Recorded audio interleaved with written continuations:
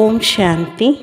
இன்று அறிவோமா ஆன்மீகம் பகுதியில் ஒவ்வொரு பொறுப்புக்கும் மதிப்பளிக்க வேண்டும் என்கிற தலைப்பை பற்றி பார்க்கலாம். நாம் அனைவரும் நமது கடமைகளை தொடர்ந்து செய்து வருகிறோம். நம்முடைய காலக்கெடுவை சந்திக்கவும் விரும்புகிறோம். நாம் ஒரு பொறுப்பை எடுத்துக்கொள்ளும் போது வாக்குறுதி கொடுக்கிறோம். இதன் பொருள் நாம் நமது உடலிற்கும் மனதிற்கும் நம்மை சுற்றியுள்ள உலகத்திற்கும் நமது நோக்கங்களை பற்றி ஒரு செய்தியை அனுப்புகிறோம். நாம் சொல்வதை செய்வதன் மூலம் பிறருடைய நம்பிக்கையை பெறுவதுடன் மட்டுமல்லாமல் நம்முடைய பார்வையில் நாம் மரியாதைக்குரியவர்களாகவும் மாறுகிறோம். நம்முடைய பொறுப்புகளுக்கு மதிப்பளிக்கும் போது நமது நடத்தை, நம்பிக்கை, ஒற்றுமை, சுய பிம்பம் முதலானவை நேர்மறையான தாக்கத்திற்குள்ளாகுகின்றன. பெரும்பாலான சமயங்களில் நமது கடமைகளை நிறைவேற்றுவதற்கான வழியை நாம் காண்கிறோம்.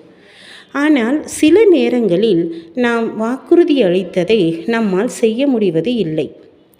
நாம் குறைவாக செயல்படுகிறோம் அல்லது அதிகமாக அர்ப்பணிக்கின்றோம். வெளிப்படையாக தவிர்க்க முடியாத சூழ்நிலைகளை தவிர ஒவ்வொரு உறுதிப்பாட்டையும் நாம் மதிக்க வேண்டும். கடமைகளை நிறைவேற்றவும் உங்கள் நேர்மையை வலுப்படுத்தவும் இந்த படிகளை பின்பற்றவும். நீங்கள் போட்டியில் இல்லை. கவனமாக அர்ப்பணம் செய்யுங்கள்.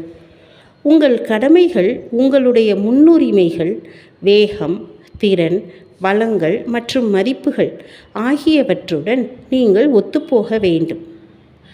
முயற்சி, ஆசை அல்லது நம்பிக்கை என்று கூறுவதுடன் மட்டும் இருக்காமல் முடிவெடுத்து வெற்றி பெற உறுதியுடன் செயல்படுங்கள். ஒவ்வொரு நாள் காலையிலும் வெற்றியை நெருங்க எப்படி இருக்க வேண்டும், என்ன செய்ய வேண்டும் என்று உறுதிமொழிகளை உருவாக்குங்கள். இலக்கை அடைந்து விட்டதை நீங்களே கற்பனை செய்து பாருங்கள். அவை உங்கள் மனதிற்கும் உடலிற்கும் ஒத்துழைப்பதற்கான சமிக்ஞைகள் போன்றவை. சந்தேகம் அல்லது பயம் என்கிறது ஒரு எண்ணத்தில் கூட உங்களுடைய உறுதிப்பாட்டை நீர்த்து போக செய்துவிடக்கூடாது. தன்மீது நம்பிக்கை வையுங்கள். இந்த பயிற்சிகள் நீங்கள் உறுதிமொழிகளை தீவிரமாக எடுத்துக்கொள்ள உதவுகின்றன. உங்கள் கடமைகளை தீவிரமாக எடுத்துக்கொள்வதற்கும் செய்வதற்கும் இந்த உறுதிமொழியை சில முறை மீண்டும் மீண்டும் செய்யவும். நான் ஒரு புத்திசாலி, நான் நேர்மையானவன், மேலும் ஒழுக்கமானவன்.